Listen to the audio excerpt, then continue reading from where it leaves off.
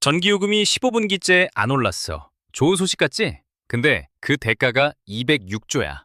이게 뭔 소리냐면 돈의 흐름을 따라가 보면 한전이 전기요금을 못 올리는 동안 부채가 206조까지 쌓였어. 하루 이자만 119억. 근데 지금 유가가 배럴당 112달러야.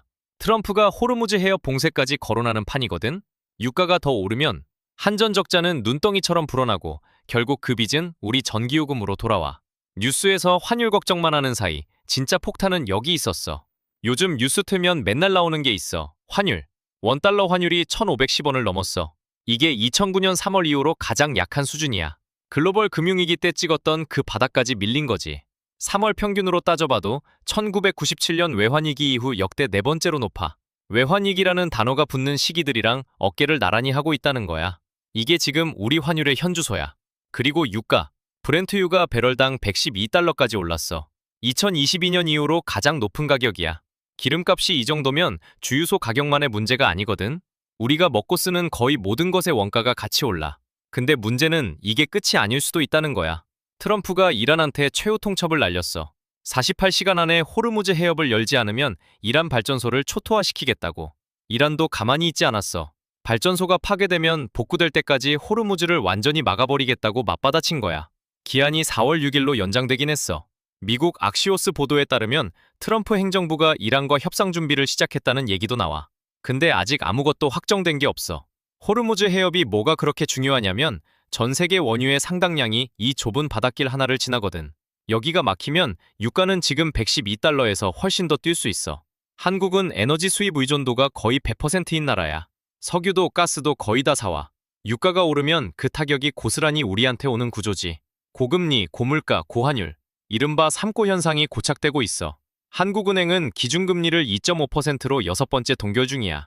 내리고 싶어도 물가 때문에 못 내려. 올리자니 경기가 꺼질까봐 걱정이고, 금리를 어디로도 움직이기 어려운 상황인 거야. 충격이 더 커지면 오히려 금리를 올려야 할 수도 있다는 전망까지 나오고 있어. 뉴스를 틀면 환율 걱정, 유튜브를 열면 유가 걱정. 어디를 봐도 같은 얘기뿐이야. 미국은 세계 최대 석유 생산국이라 에너지 가격이 올라도 충격을 흡수할 수 있거든. 그래서 오히려 투자 피난처로 돈이 몰려. 근데 한국처럼 에너지를 전부 수입하는 나라는 비용 부담만 커지는 거야. 너도 아마 매일 이런 뉴스 보면서 불안했을 거야. 한국 경제 진짜 괜찮은 건가? 근데 솔직히 환율이랑 유가는 눈에 보이잖아. 뉴스에서도 매일 다루고 다들 걱정하고 있으니까. 문제는 눈에 안 보이는 데서 터지고 있다는 거야. 모두가 저 위를 쳐다보는 사이 발밑에서 무너지고 있는 게 있어. 전기요금 안 올랐으니 괜찮다고? 그건 표면만 본 거야. 전기요금이 15분기째 안 올랐어. 2022년 3분기부터 지금까지 전기요금에 포함된 연료비 부분이 계속 상한선에 묶여 있거든. 거의 4년이야. 보통 이런 뉴스 나오면 다행이다 하고 넘어가잖아. 근데 잠깐. 그동안 기름값은 올랐어. 원자재 가격도 올랐어. 환율도 뛰었어. 근데 전기요금만 유독 안 올랐다? 상식적으로 말이 안 되잖아. 누군가가 그 차이를 대신 내고 있다는 뜻이야. 그 누군가가 한전이야. 돈의 흐름을 따라가 보면 이 구조가 선명하게 보여. 한전은 비싼 값에 연료를 사서 전기를 만들어. 근데 그 전기를 싸게 팔아야 해. 정부가 요금을 못 올리게 막고 있으니까. 팔면 팔수록 손해야. 그 차이는 어디로 가느냐? 전부 한전의 빚이 돼. 팔면 팔수록 빚이 느는 장사를 4년째 하고 있는 거지. 지금 한전본사랑 자회사까지 합친 빚이 206조야. 한전 혼자서 206조.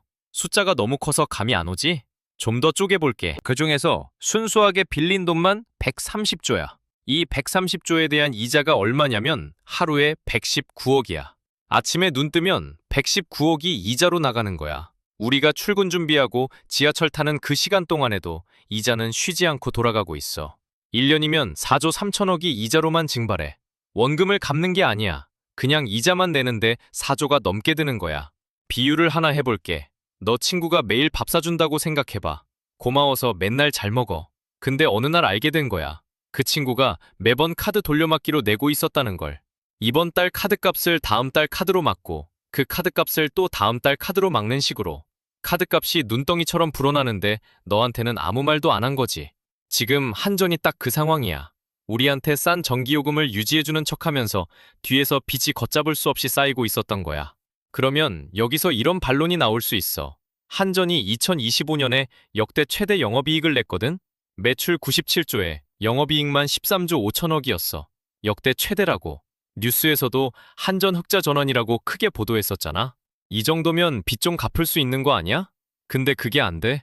왜냐면 2021년부터 2023년까지 연료비가 폭등하면서 쌓인 누적 적자가 47조 8천억이야. 이게 한전이 전기를 싸게 파느라 입은 손해가 3년 동안 쌓인 거거든?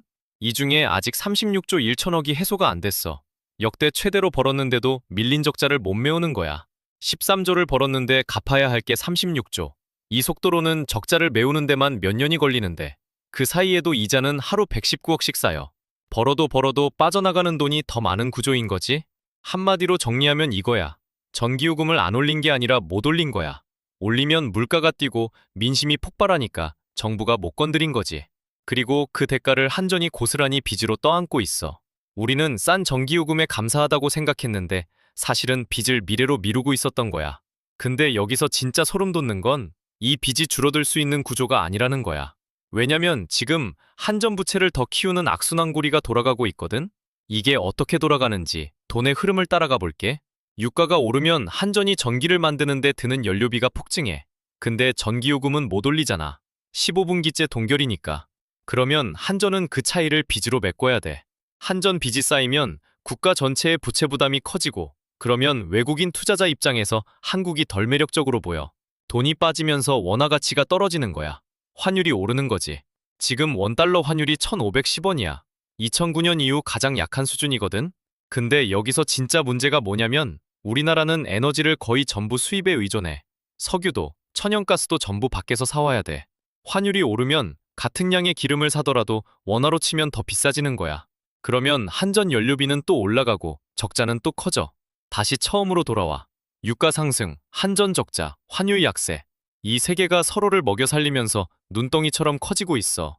근데 지금 이 고리를 더 빠르게 돌리는 게 있어. 호르무즈 해협이야. 트럼프가 이란한테 호르무즈 해협 열라고 48시간 최후 통첩을 날렸거든? 기한은 4월 6일로 연장됐는데 이란은 발전소 건드리면 해협을 완전히 막겠다고 맞받아쳤어. 지금 브렌트유가 배럴당 112달러야. 2022년 이후 최고치거든? 해협이 진짜 막히면 여기서 더 뛰는 거야. 실제로 벌써 비상이 걸렸어. 사우디 아람코가 호르무즈를 피해서 홍해 쪽으로 우회 선적을 시작했거든? 초대형 원유 운반선 6척에 기름을 실어서 S오일로 보냈어. 1200만 배럴. 이거 들으면 많아 보이지? 근데 S오일 공장 겨우 18일 돌릴 분량이야. 18일. 호르무즈가 막혔을 때 민간이 확보한 원유를 우회로로 보낸 첫 번째 사례인데 그 규모가 겨우 이 정도라는 거지. 여기서 이런 생각할 수 있어.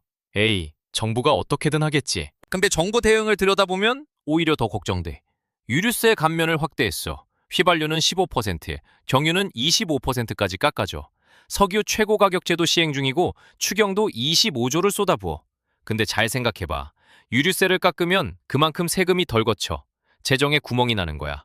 석유 최고 가격제를 오래 끌면 정유사 손실이 조 단위로 불어날 수 있고 추경 25조는 초과세수를 활용해서 추가 국채 없이 마련한 돈인데 이건 당장 전쟁 피해를 막으려는 응급처치지 이 악순환 구조를 고치는 돈이 아니야.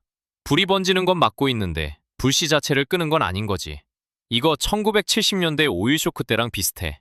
그때도 유가가 치솟으면서 물가가 뛰었는데 경기는 꺼졌어. 근데 물가는 안 내려가. 물가는 뛰는데 경기는 꺼지는 최악의 상황이 온 거야. 지금 우리한테도 그 징후가 보이고 있어. 기준금리는 2.5%에서 여섯 번째 동결 중이야. 내리고 싶어도 물가 때문에 못 내리고 올리면 경기가 더 꺼져. 금리마저 꼼짝 못하는 거지. 그럼 결국 전기요금은 오르는 거야? 자, 그러면 이게 결국 우리한테 어떻게 오는 건지 정리해볼게. 그래서 전기요금 오르는 거야? 결론부터 말하면 안 올릴 수가 없어. 한전이 아직 못 갚은 적자가 36조 1천억이야. 한전이 역대 최대로 벌어봤자 13조 5천억이거든? 지금 구조 그대로 가면 적자를 메우는 데만 몇 년이 걸려. 그 사이에도 이자는 하루 119억씩 빠져나가고 있고 결국 전기요금을 올릴 수밖에 없어. 근데 전기요금이 오르면 거기서 끝이 아니야. 전기요금이 오르면 공장 돌리는 비용이 올라가지. 제조업 원가가 올라가면 물건값이 올라가고 물건값이 올라가면 우리가 마트에서 장볼 때 느끼게 돼. 물가가 뛰는 거야. 물가가 뛰면 소비를 줄이게 되고 소비가 줄면 경기가 꺼져. 전기요금 하나 올렸을 뿐인데 그 파장이 장바구니까지 오는 거지. 그러면 반대로 안 올리면 어떻게 되냐? 한전 부채는 계속 불어나. 한전 빚이 늘어나면 나라 전체의 재정 건전성이 흔들리거든? 그러면 해외 투자자들이 한국을 볼 때 불안해하겠지. 그 불안이 환율에 반영돼. 원화가 더 약해지는 거야. 원화가 약해지면 수입하는 물건값이 전부 올라가. 기름값, 원자재, 식료품. 결국 물가가 오르는 건 마찬가지야. 올려도 물가가 오르고, 안 올려도 물가가 오르고, 올려도 맞고, 안 올려도 맞는 거야. 이게 시한폭탄이라는 거지. 근데 완전히 희망이 없는 건 아니야. 지금 가장 큰 변수는 유가거든. 트럼프가 이란한테 최후 통첩 기한을 4월 6일로 연장했잖아. 미국 악시오스 보도에 따르면 트럼프 행정부가 이란이랑 회담 준비를 시작했고 사위인 쿠스너까지 참여하고 있대. 만약 협상이 되면 호르무즈 봉쇄 위기가 풀리고 유가가 안정될 수 있어. 유가가 내려가면 한전 연료비 부담이 줄어들고 악순환고리가 느슨해지는 거지. 다만 여기서 변수가 하나 있어. 호르무즈가 진짜 막히느냐 안 막히느냐. 이건 트럼프하고 이란의 줄다리기에 달려 있어서 아무도 장담을 못해. 지금 중요한 건 이 구조를 아는 것과 모르는 것의 차이야. 뉴스에서 환율이 올랐다, 유가가 올랐다 할 때 그냥 무섭다로 끝나는 사람이랑 그게 한전 부채를 키우고 결국 내 전기요금이랑 물가로 돌아온다는 걸 아는 사람은 완전히 다르거든? 같은 뉴스를 봐도 읽히는 게 달라져. 정리하면 이거야. 뉴스가 환율이랑 유가만 떠들 때 진짜 주목해야 할 건 한전 부채 206조와 전기요금 동결이라는 시한폭탄이었어. 유가가 오르면 한전 적자가 커지고 한전 적자가 커지면 나라 재정이 흔들리고 결국 우리 지갑이 얇아지는 악순환. 이 고리를 이해하면 앞으로 나올 경제 뉴스가 다르게 보일 거야. 이 영상이 도움이 됐다면 좋아요, 구독, 알림 설정까지 부탁해. 다음 영상에서는 이 위기 속에서 개인이 자산을 지키는 방법을 다뤄볼게.